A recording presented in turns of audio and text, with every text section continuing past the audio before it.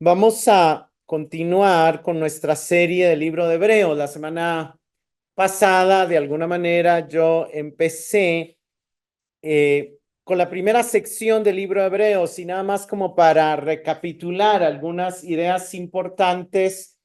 El libro de Hebreos es escrito a una comunidad que está siendo perseguida, que ha dado evidencias fuertes de su fe, pero que la persecución y el sufrimiento les están haciendo que su fe ya no sea tan fuerte y están considerando volverse al judaísmo.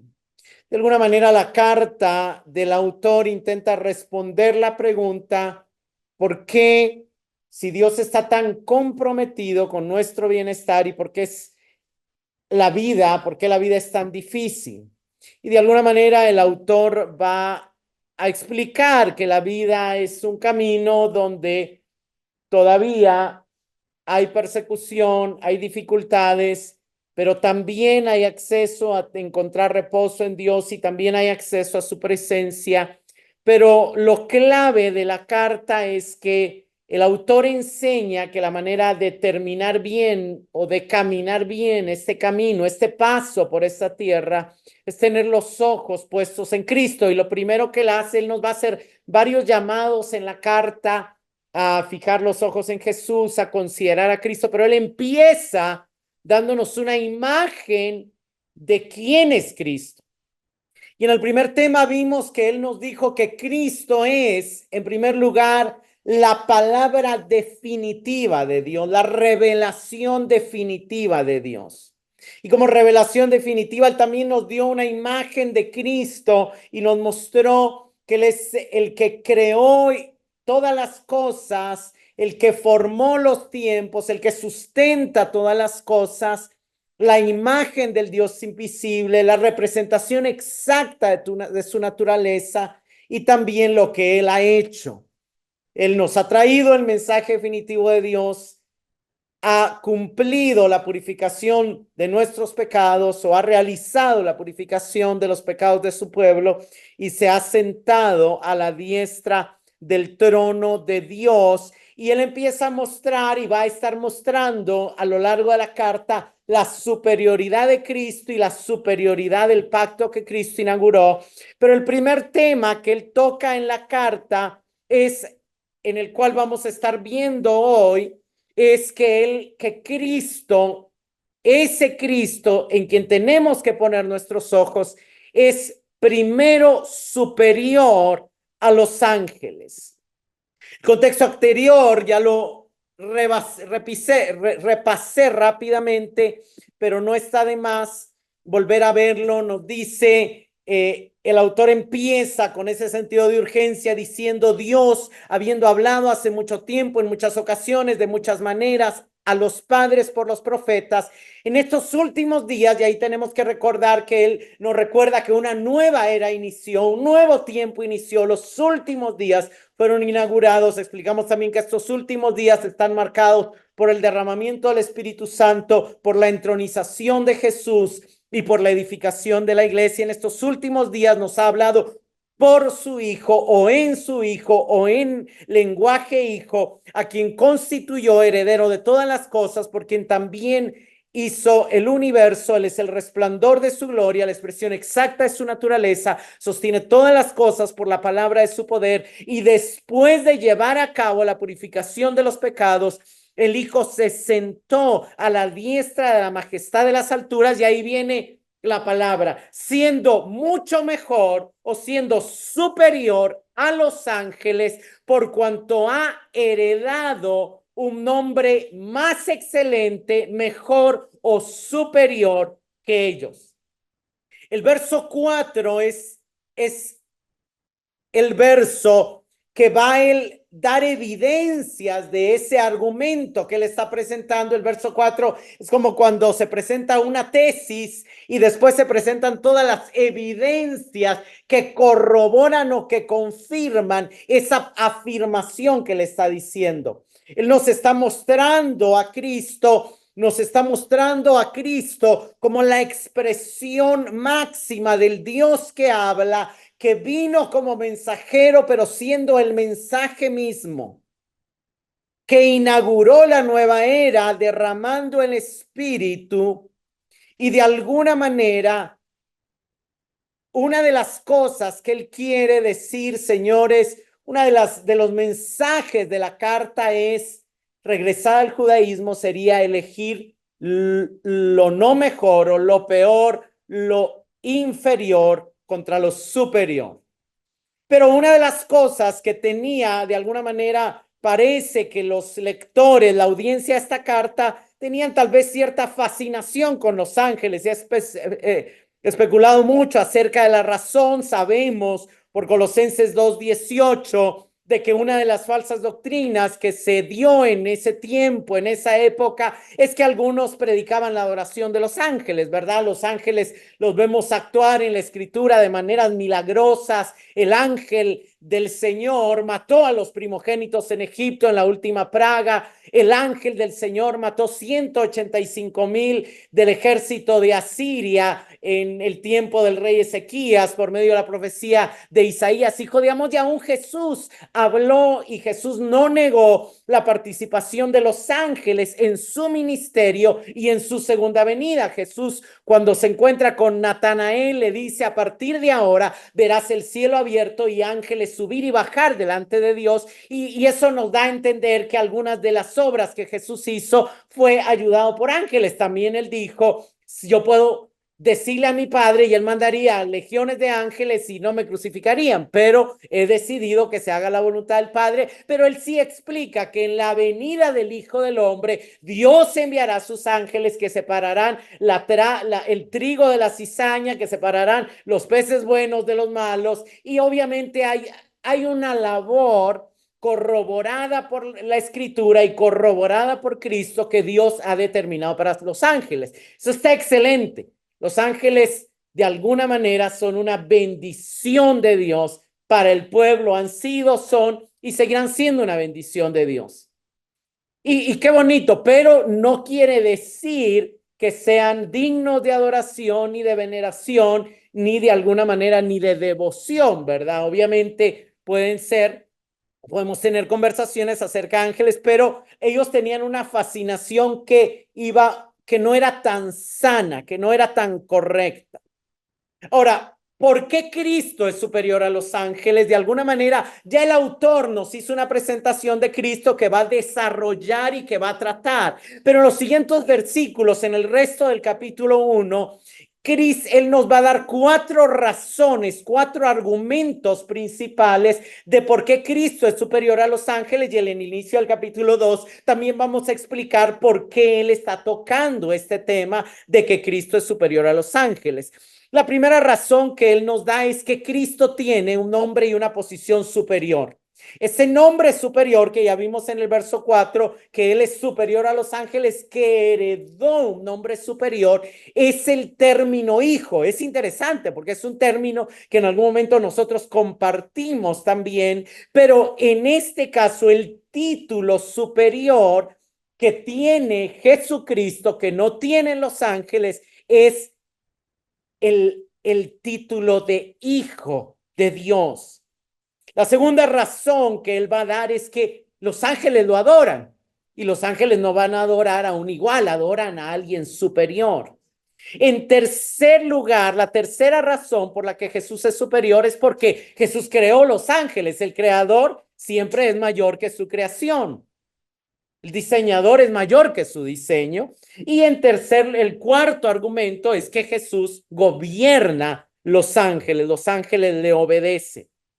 En general son 7 puntos resumidos en 4 argumentos, porque de estos 3 argumentos él va a repetir 3 veces el tema de la posición, el tema de que él creó los ángeles y el tema de que él gobierna sobre los ángeles. Son cosas que se repiten, y una de las cosas que sí solo está una vez es que los ángeles le adoran, pero se repite el hecho de que él creó los ángeles, que él gobierna sobre los ángeles y que él es llamado hijo y los ángeles no. Otra manera de verlo es también que hay una conexión entre la presentación inicial de Cristo con el desarrollo de cómo Él es superior a los ángeles. Primero nos presenta al Hijo, a quien constituyó heredero de todos.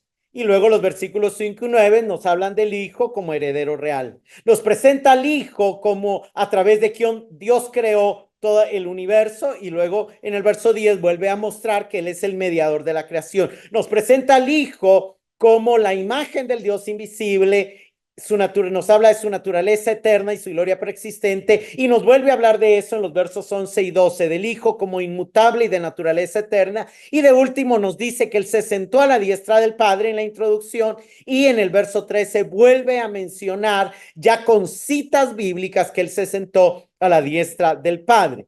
Veamos la primera, verso 5. Verso 5 dice, porque a cuál de los ángeles dijo Dios jamás. Empieza con una pregunta retórica, empieza como mostrando, ok, ¿ustedes creen que los ángeles son casi que como el Hijo? Ok, suave.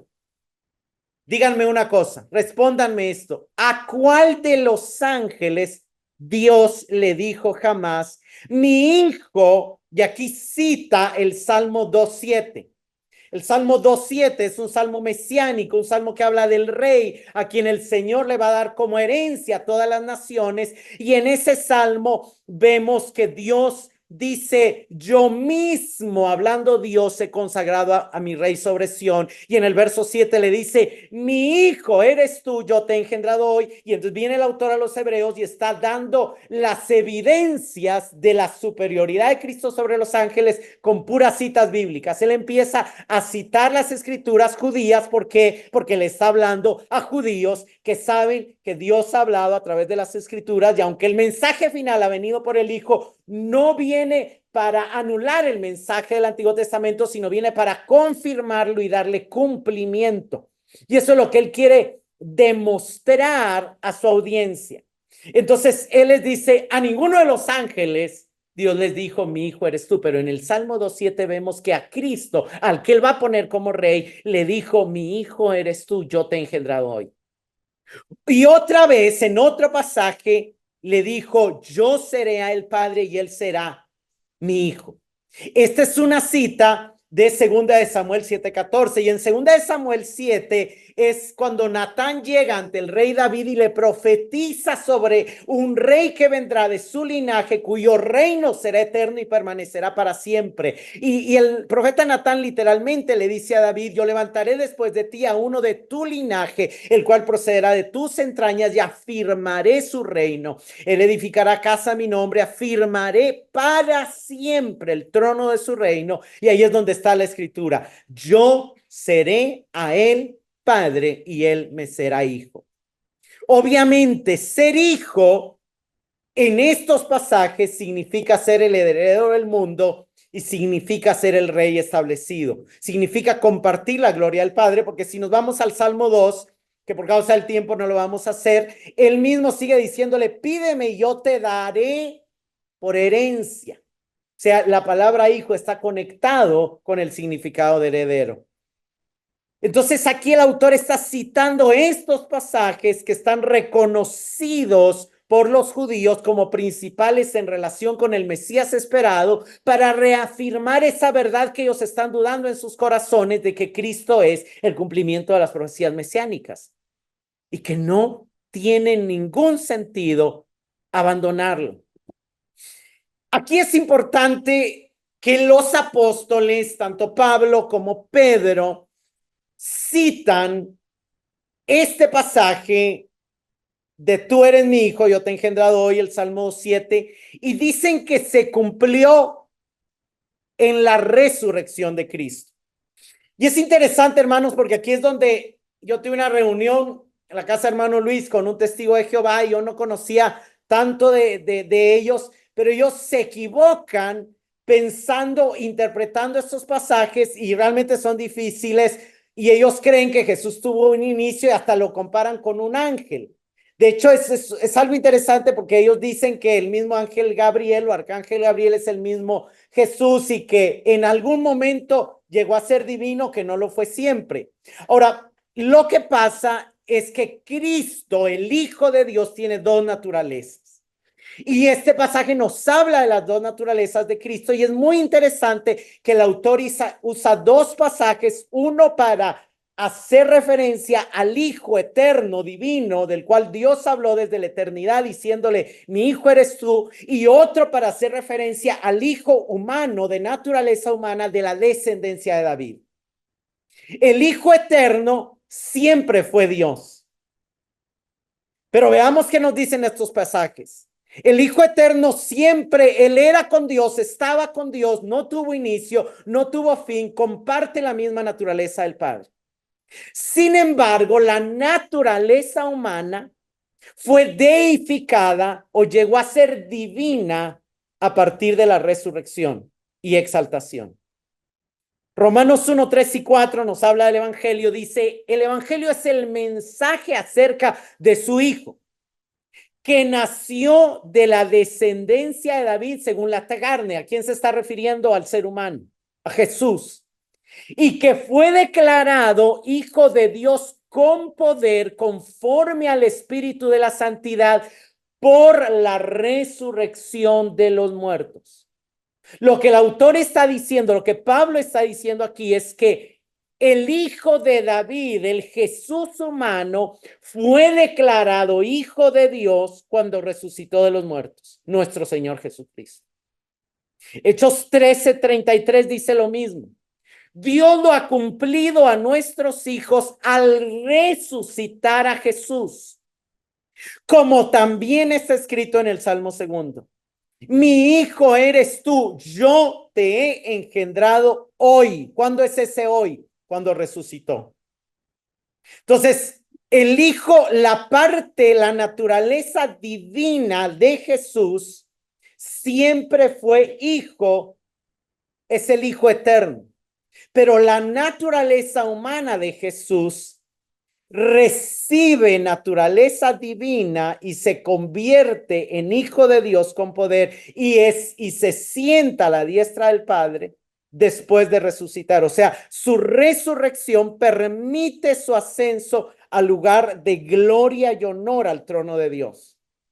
Aunque el Hijo, Él es el Hijo preexistente de Dios en su naturaleza divina, entra en una nueva dimensión en la relación de hijo a través de su encarnación, muerte sacrificial y posterior exaltación. El lenguaje de engendrar en el contexto del Salmo aquí habla de entronizar al reino, o sea, él asciende al trono. ¿Por qué? Porque el cuerpo humano de Jesús sí tuvo un inicio. La naturaleza divina no tuvo un inicio, pero el cuerpo humano de Jesús tuvo un inicio, obviamente en el vientre de María, y es entronizado y divinizado cuando se sienta en la majestad de Dios a su diestra. Entonces, inicia su reino. Y ahí se cumple lo que él dice, he recibido toda potestad en los cielos, en la tierra y debajo de la tierra. Ahí se cumple lo que estudiamos en Efesios 1. Fue puesto por encima de todo principado, trono, poder, dominio, y fue establecido como cabeza. O sea, Jesucristo, pero Jesús el hombre, empezó, de hecho, el autor después nos va a decir que él empezó siendo menor que los ángeles, pero ahora resucitado es mayor a los ángeles porque su naturaleza ahora es gloriosa y él es el rey mesiánico. De alguna manera aquí el autor está emparejando un pasaje donde toma la naturaleza eterna divina de Dios y lo une con otro pasaje que habla del hijo de David y de alguna manera está mezclando la relación padre-hijo entre el Padre eterno y el Hijo eterno y entre Yahvé y la descendencia de David. ¿Por qué? Para dar un cumplimiento a las promesas. Hay una doble filiación y hay una doble mención de mi hijo eres tú. ¿Por qué? Porque es su hijo como hijo de Dios y porque es su hijo como el hijo de David, del cual él dijo que le daría un reino eterno.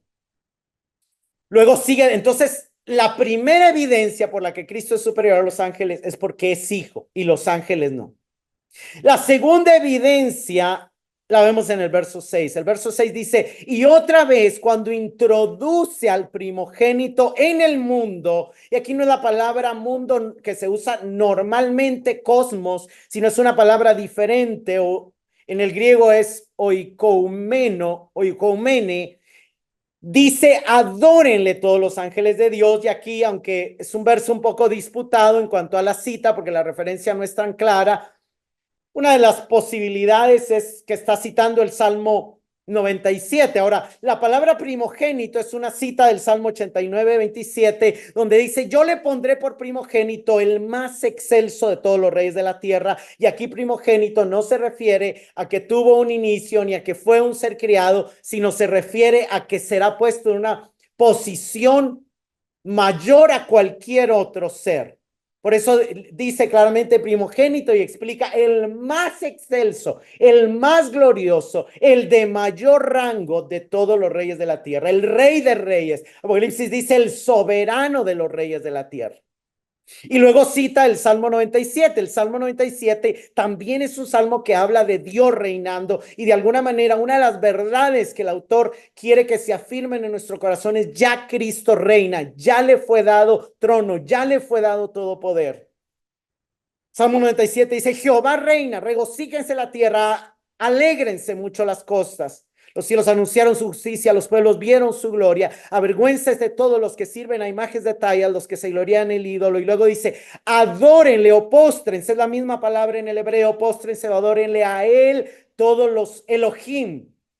Y a veces los Elohim se traduce como ángeles, y puede ser que aquí está la cita de adórenle todos los ángeles o adórenle todos los Elohim, los seres poderosos en el cielo que no son hijos, que son siervos de Dios.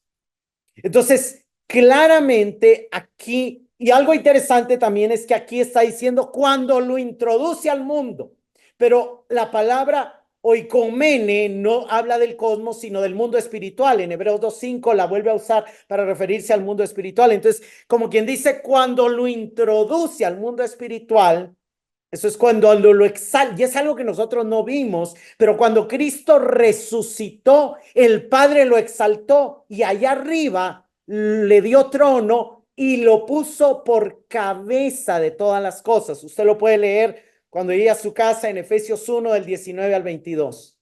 Lo puso por encima de todo principado, autoridad, poder, señorío y sobre todo nombre que se nombra.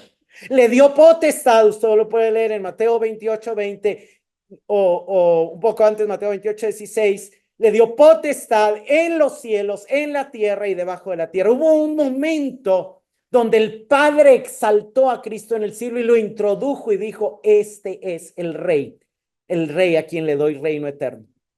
Y le dio el nombre Hijo, heredero y rey de reyes. Eso no lo vimos nosotros, pero sucedió. Sucedió. Ya los principados y potestades de alguna manera tenían un mayor dominio, pero ahora Cristo está por encima de ellos. Y en ese momento, Él dio la orden, adórenle todos los ángeles. Algunos han dicho y algunos confunden este pasaje con el pasaje donde los ángeles le dijeron a los pastores, pero si ustedes ven ahí, los ángeles no adoran al Hijo. Los ángeles reciben la buena noticia, se la llevan a los pastores y dicen gloria a Dios en las alturas y paz a los hombres, pero están adorando a Dios el Padre.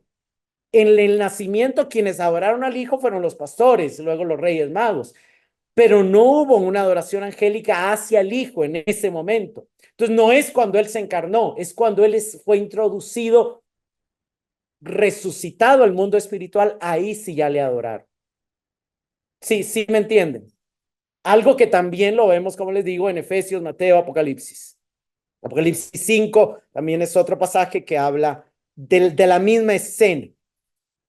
Luego da una tercera razón, y la tercera razón es esa, que Él es el creador de los ángeles. Dios lo constituyó heredero de todo. Él creó el universo. Dice, verso 7, ciertamente de los ángeles dice, el que hace de sus ángeles espíritu y de sus ministros llamas de fuego. Mas del Hijo dice, ahí está en el verso 7, está citando Salmo 104, 1 al 4, que también habla del reino de Dios y dice, Señor Dios mío, cuán grande eres tú, te has vestido de esplendor y majestad. Ustedes saben que el término majestad está relacionado al reino y dice que hace de los vientos sus mensajeros y de las llamas de fuego sus ministros. El rey hace de sus ángeles mensajeros, los envía. Mas del Hijo dice, verso 8, Hebreos 1, tu trono, oh Dios, por el siglo del siglo, centro de equidad es el cetro de tu reino, has amado la justicia y aborrecido la maldad, por cual tu Dios, el Dios tuyo, te ungió con óleo de alegría más que a tus compañeros. Es interesante porque en el verso 8 y 9 está citando el Salmo 45, que es un salmo relacionado al reino davídico. Y nuevamente está mezclando esas citas de Dios como rey, porque algunos salmos hablan de Jehová reina y está presentando a Dios como rey, y otros hablan del rey como el descendiente de David. Y nos está mostrando que Cristo es ambos y uno a la vez. Uno de los misterios de la fe cristiana, la unión hipostática de Cristo como la Trinidad que aceptamos por fe, porque la Biblia lo enseña. Pero el Salmo 45 también es un salmo que está dirigido al rey, pero al rey hijo de David, y le dice, tu trono, Dios, es eterno para siempre, cetro de justicia es el cetro de tu reino, has amado la justicia, aborrecido la maldad, por tanto Dios te ungió. Y aquí, y si ustedes ven y leen todo el Salmo, va a mencionar el nombre de David, pero claramente hay un contraste. Los ángeles son creados y son enviados, como son enviados los vientos, como son enviado el fuego, pero el Hijo, al Hijo le dan trono. Al hijo lo designan como rey, al hijo lo ungen. Obviamente los siervos no es lo mismo que el rey, los siervos están subordinados, el rey es el que reina. Y hermanos, llama la atención el verso que menciona algunas de las características de este rey. Nosotros sabemos de que en la historia han habido muchos reyes que reinan con crueldad, egoísmo, interés, pero el reino de este rey es diferente, él reina con equidad y con justicia.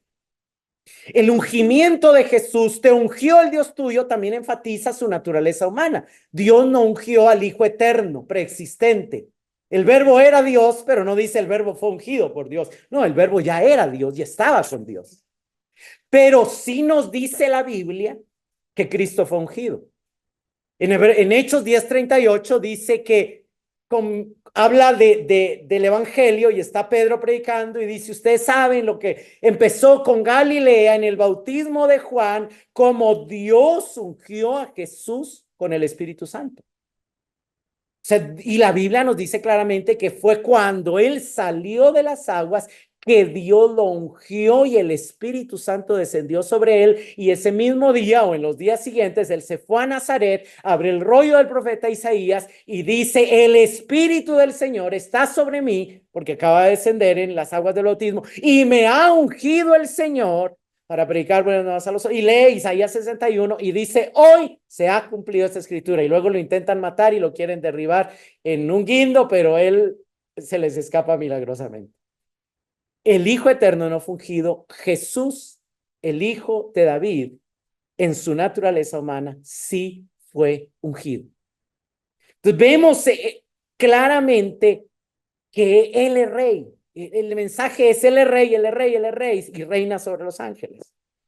Luego, también nos recuerda que Él es el creador, ya lo dijo, por quien asimismo creó el universo, quien sustenta todas las cosas con la palabra de su poder en los primeros versos, pero vuelve a repetir esta verdad con citas bíblicas. Del verso 10 al 12 cita el Salmo 102 y dice, y tú, oh Señor, en el principio fundaste la tierra y los cielos son obra de tus manos. Ellos perecerán, mas tú permaneces. Todos ellos se envejecerán como una vestidura y como un vestido los envolverás y serán mudados, pero tú eres el mismo y tus años no acabarán. Aquí ya no está hablando del Hijo de David, aquí está hablando del Hijo eterno de Dios, del Verbo. Si ustedes van al Salmo 102, el Salmo 102 habla del carácter inmutable y eterno de Dios como fuente de esperanza para su pueblo en medio de su aflicción. Como el Dios creador. Veamos, por ejemplo, algunos versos del Salmo 102, ahí los puse.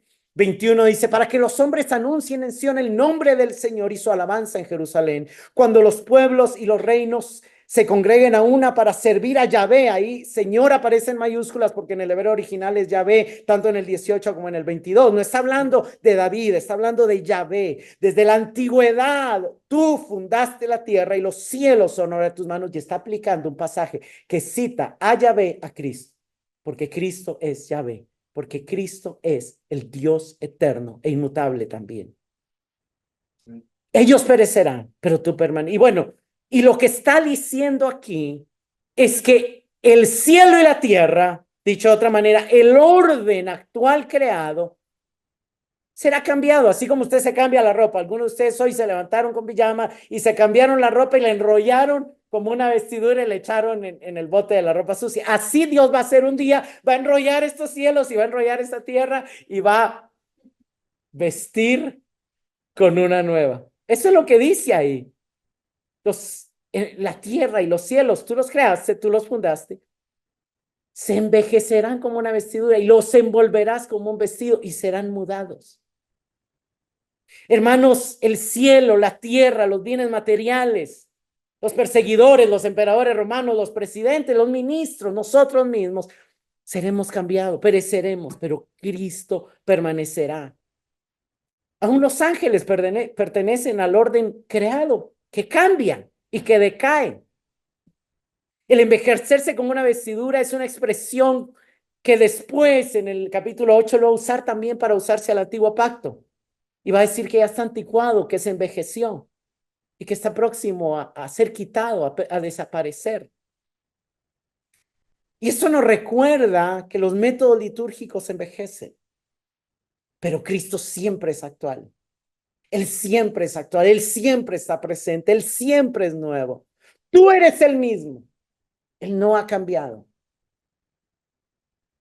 Y tus años no acabarán. Él ha sido siempre eterno. Y luego se va el tema, que es el tema que él ha estado apuntando.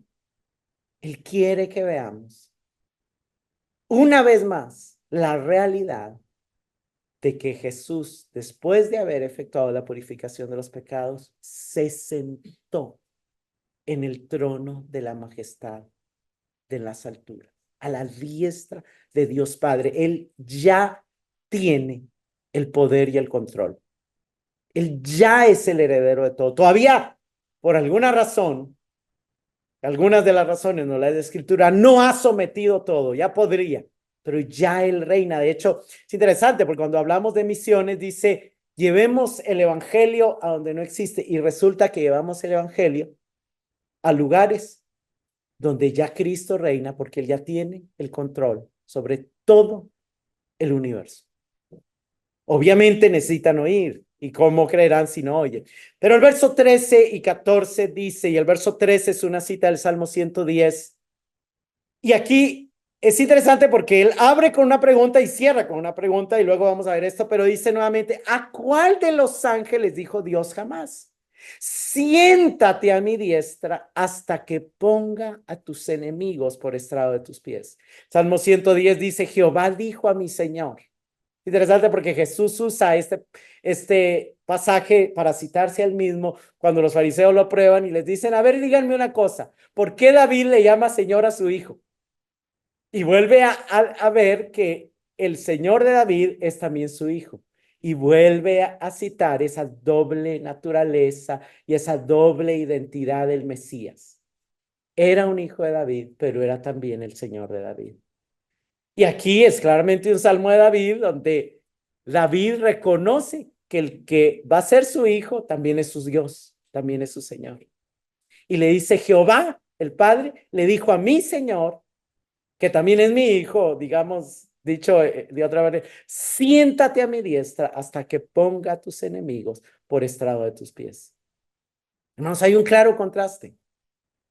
Verso 14, no son todos quienes los ángeles, espíritus ministradores, enviados a favor de los que serán herederos de la salvación. Es interesante porque él acaba de decir que Jesús es el heredero de todo, pero también llama a los creyentes de una forma diciendo serán herederos de la salvación. Y hay un claro contraste. Los ángeles son espíritus ministradores, son siervos de Dios, están enviados por Dios. Hermanos, en toda la Biblia, las veces que aparece la diestra de Dios, no se refiere a una posición subordinada, sino se refiere a uno que tiene la misma autoridad de Dios y su derecho para gobernar. No es alguien que está abajo de Dios, sino es alguien que está al mismo nivel de Dios en la Biblia, que tiene el poder y el derecho de Dios para gobernar. En la posición de quien vendrá a conquistar y a juzgar al mundo. El punto de este pasaje es que muestra cómo Cristo fue entronado por una invitación misma del Padre. Él no salió venciendo. Dice que la resurrección de Cristo sabemos que fue efectuada por la Trinidad. La Biblia dice, Dios que resucitó de los muertos a Jesús. También Jesús dijo, yo pongo mi vida para volverla a tomar. Y también Romanos nos dice que el espíritu de aquel que levantó a Cristo entre los muertos. ¿Quién resucitó a Cristo? Los tres lo resucitaron. Pero en el momento en que él estaba resucitando, el Padre le dijo, hijo, ven, siéntate aquí, toma mi poder, toma mi autoridad. ¿A quién de los ángeles le dijo Dios eso? A ninguno. Ni al arcángel Miguel, ni a Gabriel, ni a Rafael, ni a Uriel, ni a ninguno. Pero al Hijo le dice, lo invita, ven, siéntate a mi diestra. Y hay todavía enemigos ahí, sí, tranquilo. Voy a esperar un tiempo. Va a haber un asta, va a haber una temporada, pero yo mismo los voy a poner por estrado de tus pies. Ahora, vemos aquí un resumen. De alguna manera, en esta sección del 5 al 14 hay tres preguntas. La primera pregunta es, ¿a cuál de los ángeles Dios le llama hijo? Y lo que el autor quiere enfatizar aquí es la relación que el hijo tiene con el padre y no la tiene en los ángeles. Luego dice, ¿a cuál de los ángeles Dios le dijo que se sentara a su diestra? La posición de reino, de gobierno, de autoridad que Dios le ha concedido al hijo no la tienen los ángeles, no la tiene nadie más. Y luego dice, ¿no son los ángeles servidores enviados por Dios para servir a los que serán herederos de la salvación? Y el punto es, si en algún momento los ángeles nos ayudan, nos sirven, lo hacen en obediencia a Dios. Nosotros no tenemos motivos ni razones ni para estar fascinados con ellos, ni para hablarles, ni para adorarles, ni para llamarlos. Puede ser que tengamos encuentros con ellos. Puede ser que hayamos ya tenido algunos encuentros con ellos y no nos demos cuenta. Este mismo autor en otro pasaje va a decir, algunos sin saberlo hospedaron ángeles. Y claro, usted pudo haber recibido a alguien que era un ángel, pero también pudo haber recibido a una persona que era un siervo de Dios o un hijo de Dios acompañado por un ángel y el ángel también se quedó en su casa durmiendo y usted no se dio cuenta. Y hospedó ángeles. Los ángeles son maravillosos. Admiramos también a algunos ministros de Dios. La Iglesia Católica canoniza a aquellos que han tenido marcas de santidad y de influencia. Pero ojo, podemos perder el foco y podemos desviarnos y terminar olvidando de que todos, santos, ángeles, ministros, liturgia, son eruditos, teólogos, gente de Dios, no tienen ni la relación que el Padre tiene con el Hijo, ni la posición que el Padre le ha dado al Hijo. Hermanos, no acudas a pedir ayuda a la persona incorrecta si tienes acceso al Rey.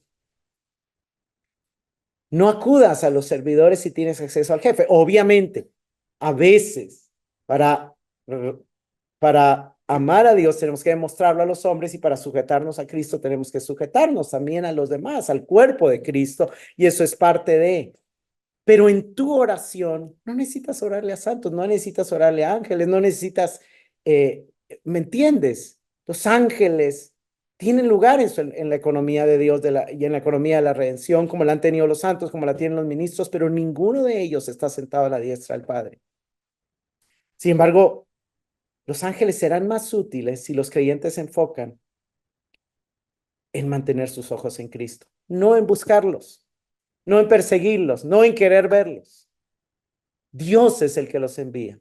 Ellos no responden al llamado del hombre, pero sí responden al llamado de Dios. Pero ¿cuál es el punto en realidad? ¿A qué va el autor con hablarnos tanto de los ángeles? Y el punto lo vemos en los primeros 4 versículos del capítulo 2. Dice, por tanto. Este por tanto es como decir por todo lo que he venido diciendo o también todo lo anterior es porque me preocupa lo que a continuación les voy a decir. Debemos prestar mucha atención a lo que hemos oído, no sea que nos desviemos. Porque si la palabra hablada por medio de ángeles resultó ser inmutable y toda transgresión y desobediencia recibió una justa retribución, ¿cómo escaparemos nosotros si descuidamos una salvación tan grande? La cual después que fue anunciada primeramente por medio del Señor, nos fue confirmada por los que la oyeron. Dios testificó juntamente con ellos, tanto por señales como por prodigios y por diversos milagros y por dones repartidos del Espíritu Santo según su propia voluntad. Y aquí el mensaje es, vuelve casi que al tema del capítulo 1. Dios habló en otros tiempos y esa palabra vino mediada por ángeles, la ley de Moisés. Y esa palabra, Dios, lo que dijo en esa palabra, lo cumplió. Él dijo, bendeciré si haces esto, y bendijo al que hizo eso, y él dijo, maldeciré si haces esto, y maldijo al que hizo lo que la ley de Moisés establecía. Pero hoy Dios nos ha hablado por el Hijo. Y dado que el Hijo es superior a los ángeles, la palabra del Hijo merece mayor atención que la palabra que fue mediada por ángeles, la ley de Moisés. El Hijo es superior a los ángeles. Así que el Evangelio es superior a la ley de Moisés, que fue entregado por mediación de ángeles. Esta es una primera advertencia en un libro que es conocido como un libro de advertencias. De hecho, hay 5 advertencias en el libro y todas las advertencias van al mismo punto. El peligro de descuidar el mensaje del Evangelio dado por Jesucristo, que va a traer como consecuencia algo, algún tipo de juicio, el peligro de no entrar en el reposo, que la consecuencia es eso, no entrar en el reposo. El peligro central es de no madurar y dar frutos, que como consecuencia va a haber maldición, el peligro de menospreciar el conocimiento de la verdad. Hay una expectación de juicio como consecuencia, el peligro de desechar a Cristo que nos habla desde el cielo, vemos que es lo mismo que la primera, que como consecuencia es no habrá escapatoria del juicio. Vamos a ver cada todo, pero de alguna manera repasemos y nada más desglosemos este pasaje. ¿Cuál es el peligro? El peligro aquí es desviarnos. La palabra desviarnos, otras versiones la traducen, no sea que nos desviemos, no sea que nos deslicemos, es la palabra en griego pararreo, que significa ir a la deriva, perder el curso, ser llevado por la corriente, que se usaba mucho para los botes. Los botes hoy, obviamente, antes tenían remos, pero si usted dejaba de remar, la corriente se los llevaba. Hoy tienen motor, pero si usted apaga el motor, el bote se va a la deriva, no llega a la meta. Ir a la deriva es otra manera de describir la apostasía, el negar y el rechazar el evangelio. Hermanos, la tentación que se nos presenta a nosotros es abandonar la seriedad del compromiso de la fe cristiana de seguir a Jesús con el riesgo de ser llevados por la corriente del mundo. Y es interesante porque hoy mismo, en esta mañana, el Espíritu Santo llamó mi atención o me corrigió, me redargulló, porque han habido momentos recientes donde hay cosas en las que yo he apagado el motor de mi barca y la corriente del mundo me ha arrastrado. Y es importante saber que vamos en un río. La Biblia habla de la corriente del mundo. Y la corriente del mundo obviamente conduce al caos, a la destrucción. Y la corriente del mundo conduce a la muerte. Y si vas en un río y apagas el motor sin hacer nada, estás en ese mismo riesgo de ir a la deriva, hermano. No podemos apagar el motor de búsqueda, el motor de oración, el motor de la lectura, el motor de la comunión con los hermanos, con Cristo y con la iglesia. Porque si no, la corriente del mundo nos va a arrastrar. ¿Cuál es la consecuencia si caemos en este peligro? La consecuencia es estaríamos descuidando una salvación tan grande y eso traería juicio. ¿Cuál es la forma de evitarlo? La forma de evitarlo es prestando mucha atención a lo que hemos oído de parte de Jesús y de parte de los apóstoles, cuidando la salvación tan grande que hemos recibido. Es interesante porque dice, el verso 2, vean lo que dice, si la palabra hablada por medio de ángeles, esa es la ley, ahorita vamos a ver qué es la ley, probó ser válido y cada pecado recibió el castigo apropiado, dicho en otras maneras. Hermanos, el pueblo de Israel recibió el castigo de desobedecer la ley, fue derrotado por sus enemigos, cayó en hambres, vinieron pestes, fue exiliado a Babilonia. Y Jerusalén fue destruido en el año 586 antes de Cristo y luego en el año 70 después de Cristo. La ley fue promulgada por ángeles. Es algo que tal vez no vamos a entrar a ver los detalles, pero cuando Dios dio la ley, habían trompetas y seguramente los ángeles eran quienes estaban tocando esas trompetas y habían truenos y seguramente los ángeles estaban provocando esos truenos, pero Hechos 7:53, Esteban dice, ustedes recibieron la ley por disposición de ángeles y sin embargo no la guardaron. Gálatas 3:19 también nos dice, el final del versículo dice, ley que fue promulgada mediante ángeles por mano de un mediador. ¿Quiénes promulgaron la ley? Ángeles. ¿Quién la recibió? El mediador Moisés y la dio a conocer al pueblo. Ahora, el evangelio fue predicado por Jesucristo y por los apóstoles. Y aquí vemos, en el mismo pasaje, vemos tres razones por las que el evangelio es confiable. Primero, lo anunció primeramente el Señor. Fue el Señor el que dijo, yo he venido para darles vida eterna. El que comiere mi carne y bebiere mi sangre tiene vida eterna. Fue el Señor el que dijo, el que viene a mí no tendrá sed jamás y el que cree en mí nunca más tendrá hambre, no morirá jamás. Fue el Señor que dijo, venid a mí los trabajados y cargados, yo os haré descansar. Fue el Señor el que anunció el mensaje de la gracia. Fue el Señor el que dijo, los que tienen hambre y sed de justicia serán saciados de justicia en la justificación por la fe, digamos. Obviamente yo lo estoy parafraseando y lo estoy ampliando y obviamente los apóstoles lo explicaron con un poquito más de detalle, pero el evangelio es confiable primero porque fue Dios mismo en carne quien lo anunció. Segundo, porque los testigos de la resurrección del Señor y del ministerio del Señor lo confirmaron. Vean el verso 3. Primero fue anunciado por Dios a través del Señor mismo y luego fue confirmada esa salvación por las que lo oyeron. Los apóstoles confirmaron la predicación de que solo éramos salvos, solo somos salvos por la fe, solo somos salvos por la gracia de Dios y somos solo salvos en el nombre de Jesús. No hay ningún otro nombre a través del cual haya salvación. Pero también es confiable porque Dios mismo presentó evidencias de la veracidad del mensaje de Jesús y de los apóstoles a través de milagros, prodigios y dones del Espíritu Santo. Hermanos, el autor está diciendo claro que quienes no tuvieron la oportunidad de escuchar al Señor Jesús han tenido la oportunidad de escuchar a otras personas que han sido testigos de sus palabras y de sus obras. Ellos eran cristianos de segunda generación, no habían conocido al Señor, porque dice, nos fue confirmada.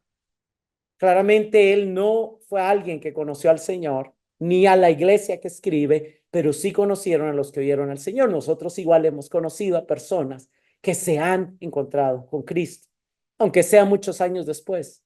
Pero somos al final herederos del mismo mensaje que predicó Jesús y que predicaron los apóstoles, gracias al Nuevo Testamento. Dios testificó al mismo tiempo que ellos. Es interesante porque aquí la palabra en el griego es Dios testificando. Y este es un verbo presente progresivo, el cual denota que la evidencia de Dios no quedó confinada al acto inicial de la predicación, sino continúa manifestándose en la vida de la comunidad. El mensaje del evangelio es acompañado con evidencia tangible siempre. Y una de las evidencias de que el evangelio es verdadero es la transformación de nuestras vidas y las capacidades que el Espíritu Santo nos ha dado para servirnos mutuamente, lo que llamamos dones del Espíritu. Hermanos, el testimonio de Dios no hoy nos es dado por el Espíritu Santo. Cuando obra en nosotros el milagro del nuevo nacimiento, cuando obra en nosotros el prodigio de la transformación de nuestros afectos y cuando en diversas maravillas empieza a cambiar nuestros pensamientos, nuestros paradigmas, nuestros hábitos, nuestras relaciones, nuestro estilo de vida. Y también en algunos casos, Dios opera sanidades físicas, liberaciones de demonios o algún otros milagros. Dios sigue testificando por medio de los dones del Espíritu que son evidentes en el funcionamiento de la iglesia de que el evangelio es verdadero. Ahora, ¿qué es lo que tenemos que poner mucha atención? ¿Cómo podemos cuidar nuestra salvación? Hermanos, el mensaje de Cristo es difícil de resumir, pero hay cosas específicas que Cristo habló que no podemos dejar de mencionar. Él inició predicando arrepentimiento y fe. No podemos descuidar la práctica del arrepentimiento y de la fe. De hecho, el jueves hablábamos un poco de eso. Esa debe ser una práctica constante. Jesucristo también enfatizó y dijo que los fariseos descuidaban lo más importante, que era el amor, la justicia y la misericordia. No podemos descuidar el buscar vivir en amor, en justicia y en misericordia. También Cristo habló de la oración y nos enseñó un modelo de oración, el Padre Nuestro. Es algo que no podemos descuidar. Cristo habló mucho del perdón, de la reconciliación, del procurar la paz. Son cosas que no podemos descuidar. Cristo habló de la fe como necesaria para recibir perdón, para recibir sanidad y para recibir liberación. Pero también Cristo anunció que vendría persecución y que tendríamos aflicción, pero que no temiéramos, que Él había ya vencido al mundo.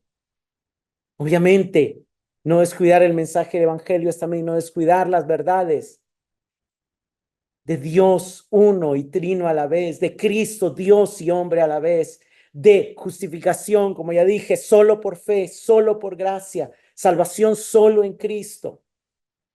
O sea, son verdades centrales del evangelio que no podemos descuidar. Ahora, una pregunta que puede surgir aquí es, ok, el pueblo de Israel fue castigado por descuidar la ley. ¿Cómo fue castigado? De muchas maneras, pero quizá la más evidente es el exilio y la destrucción de Jerusalén. La pregunta que puede surgir en nosotros es, wow, dice que no descuidemos porque esa palabra recibió justo castigo y está dando a entender que nosotros recibiremos un castigo si descuidamos nuestra salvación ignorando el mensaje del Hijo. ¿Qué castigo vamos a recibir? El autor nos deja en suspenso. Lo va a explicar más tarde en su carta, pero de momento solo nos dice, si no tenemos cuidado, no escaparemos. Él no está pretendiendo atemorizarnos. Él está nada más recapitulando la verdad de que en ningún lugar del Nuevo Testamento se enseña que la aceptación inicial del mensaje de salvación es suficiente.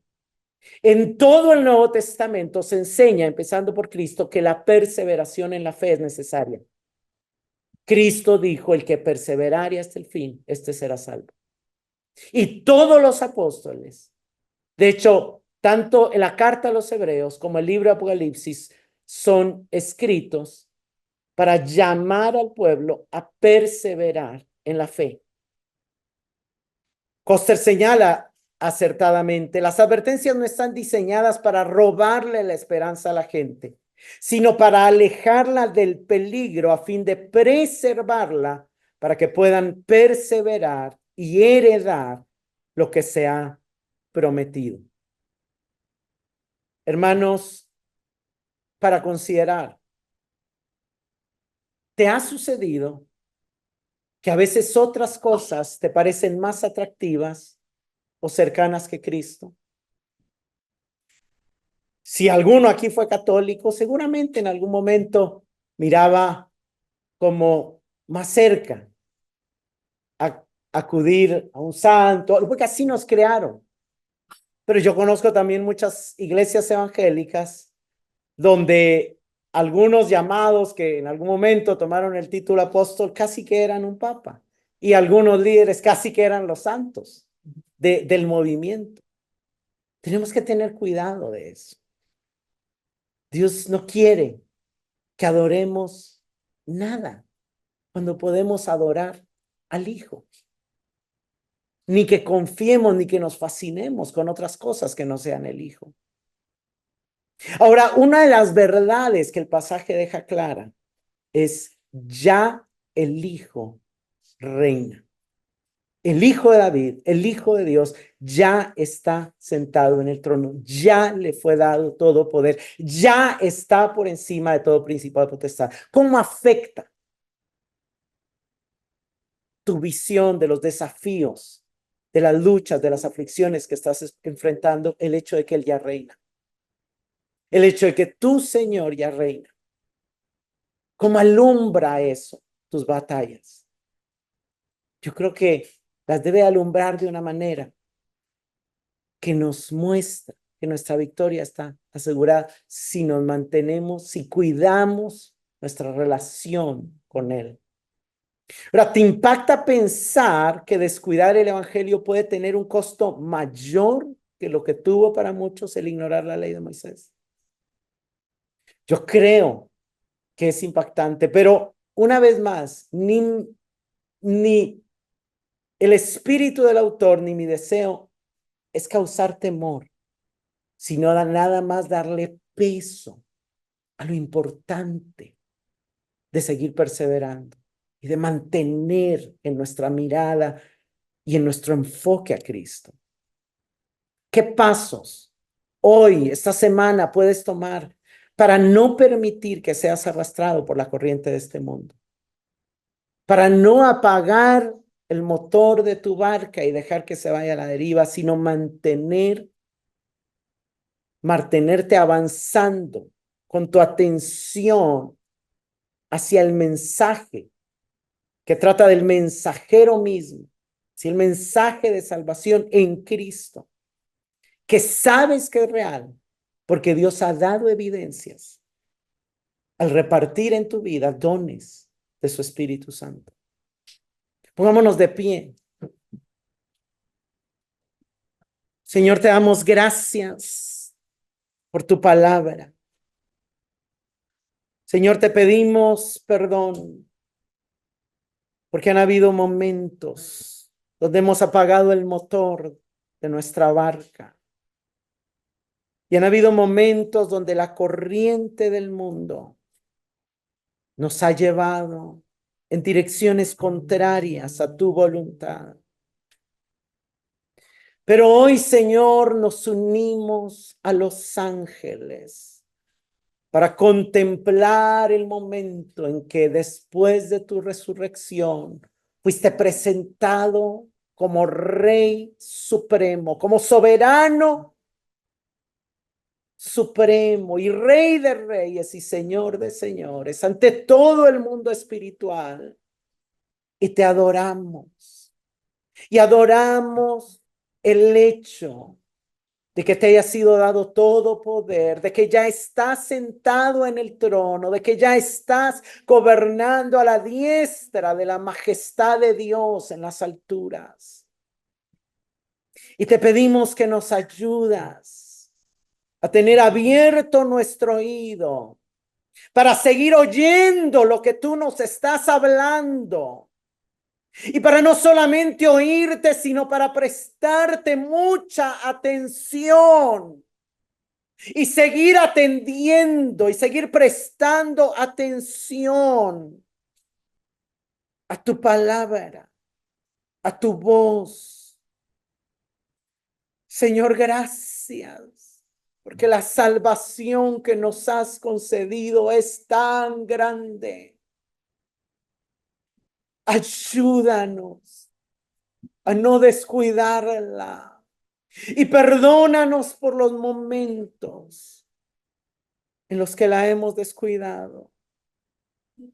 Ayúdanos a cuidar nuestra salvación, prestando mucha atención a tus palabras.